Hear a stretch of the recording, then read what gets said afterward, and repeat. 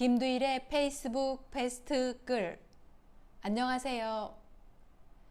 우리 사회에서 공정성이라는 단어가 화두가 되고 새로운 시대정신이 되어가고 있는 가운데 지난 7월 연세대학교의 교육부 종합감사 결과가 발표되었고 지난주에는 고려대학교의 감사 결과가 발표되었습니다.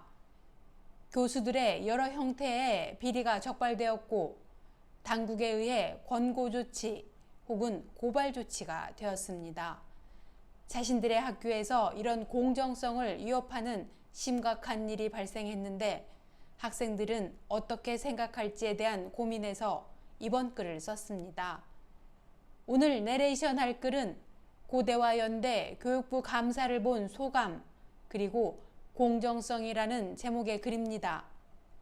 지난 토요일 오후에 페이스북에 올렸고 주말 사이 좋아요 2640개, 공유 459회를 기록했습니다. 자, 그러면 시작하겠습니다. 2020년 9월 26일 고대와 연대 교육부 감사를 본 소감 그리고 공정성. 고려대 교수 13명이 룸살롱에서 6,693만 원을 결제했다고 한다. 연구비로 유흥을 즐긴 것인데 서양 음식점으로 위장까지 한 유흥업소라고 한다. 어떤 교수는 86회나 결제를 했다고 한다. 내가 아는 게임회사 창업자 출신의 모 대표님은 이 학교 출신으로 학교 발전 기금도 많이 기부했는데 이런 기사를 보면 좀 우울해질 것 같다. 교수 자녀 14명이 교수 부모에게 23개 과목을 수강했는데 대부분 A+ 또는 A 학점을 받았다고 한다. 이제 이런 기사를 보면 반사적으로 과연 공정했을까? 라는 생각을 하지 않을 수 없다. 고려대 이모 경제학부 교수는 9월 23일 교육부의 마구잡이 종합감사라는 제목의 컬럼을 통해 교육부 종합감사에 대해 한국을 대표하는 세계적 수준의 사립대학들의 회계의 투명성은 일부 족벌 비리 사학들과는 그 궤를 달리한다는 주장을 했다. 다음 날 바로 자신이 몸담고 있는 학교에서 이런 비리가 발표가 되었으니 이불킥을 하지 않았을까 싶다. 사실 내가 가장 놀란 대목은 법인카드 유용이나 교수 자녀들 성적에 대한 의혹보다 이런 교육부의 종합감사를 고려대에서는 1905년 개교 이래 처음 받았다는 것이다. 그렇다면 지금 감사를 통해 적발된 내용들은 100년 넘도록 관행처럼 내려온 것일 수도 있다는 생각이 들었다. 자, 이쯤 되면 공정성이 화두인 고려대 학생들의 대응이 궁금해질 수밖에 없다. 그 이유는 조국 전 장관 딸에 대한 촛불 시위를 가장 먼저 시작한 학교가 바로 고려대 학생들이었기 때문이다. 현재 그들에게 가장 민감한 화두인 공정성이라는 영린을 제대로 건드린 교육부의 공식적인 감사 결과가 아닌가. 기본적으로 수치심과 분노가 들어야 정상일 것 같다. 교수들이 유용한 연구비에는 학생들의 등록금과 그들 부모님이 낸 세금이 포함되어 있는 것이다. 그리고 성적의 공정성은 학생들에게 가장 관심이 많은 부분이다. 고려대와 경쟁 관계에 있는 연세대학교는 어떤가 싶어 지난 7월에 발표된 감사 결과를 찾아보았다.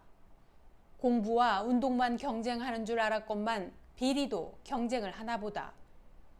총 86건의 지적사항이 나왔고 교직원 421명이 징계, 경고 처분을 받았다. 이 중 12건은 업무상 배임, 횡령, 사기 등의 혐의로 고발하고 검찰에 수사 의뢰했다.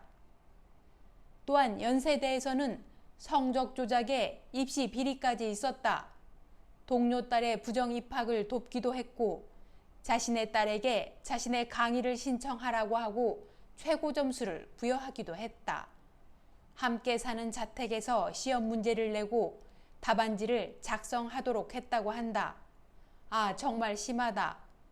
연세대학교도 개교 이래 처음 교육부 종합감사를 받았다고 한다. 고려대와 마찬가지로 이런 모든 부정과 비리들이 100년 넘게 이어져 온 관행일 수 있다는 의미다.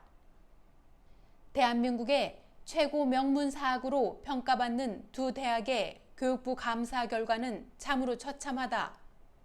학교 평가에 대한 가치와 그 학교를 졸업한 동문들이 가지고 있는 자부심만큼 학교도 걸맞는 수준을 보여주기를 바란다. 교육부는 연간 7조 원 수준의 정부 재정을 사립대학교에 지원하는 만큼 앞으로 좀 더 철저한 감시를 해야 할 것으로 보인다. 당분간 종합감사를 수시로 해야 한다고 생각한다. 비단 그 학교 학생들뿐만 아니라 현재의 청춘들이 원하는 공정성이라는 것이 무엇인지를 한 번 더 생각하게 된다.